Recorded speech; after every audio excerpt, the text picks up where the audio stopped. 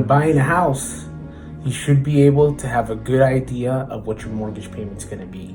Okay, because you're going to be making those payments coming in the future. You want to make sure you're comfortable with that payment. So here's how you calculate your mortgage payment. You're going to need a mortgage calculator. Okay, and that's going to give you the principal and interest, which is the payment portion of the loan, right? Ask your local lender or realtor where the rate would be for the term of the loan that you're going to choose. So if it's going to be a 30-year, a 15-year, or a 20-year, that will all affect the interest rate. Also, if it's going to be an FHA loan or a conventional loan or a VA loan, all those different types of programs will also affect what the interest rate will be on the loan. So once you find out what your rate is, let's just say it's 3%, you stick that into the mortgage calculator. The mortgage calculator will ask you, what's the purchase price of the home? What's the down payment amount? What your interest rate is going to be? And what the term of the loan is going to be. Put that in, it's going to give you what your principal and interest payment will be monthly for, let's just assume, a 30-year loan.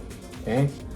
Once it gives you that amount, we're still not done. We have to add the property taxes, the home insurance, and the mortgage insurance if you're putting less than 20% down. So how do we calculate those? Property taxes, okay, you're going to have to look up, depending in the area that you're at, what the property tax rate is for that city, for that county.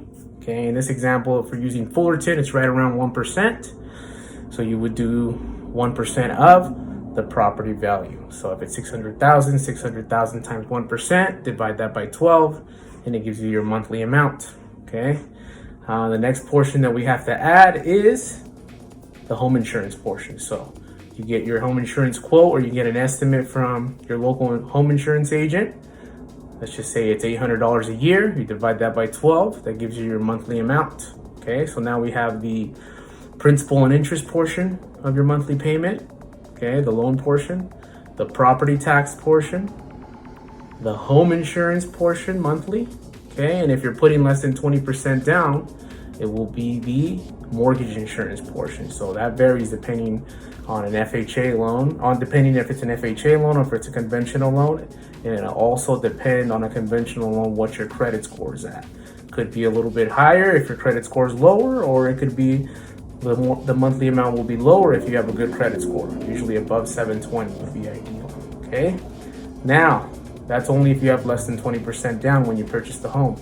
The last portion would be an HOA, monthly HOA. If you're purchasing a condo or if you're purchasing a home that has monthly HOA dues, you would add that on top. So what are the components of your monthly mortgage payment? The principal and interest of the loan, the property taxes, okay, the home insurance, the mortgage insurance if applicable, and the monthly HOA amount if applicable. All those together will give you your total monthly mortgage payment.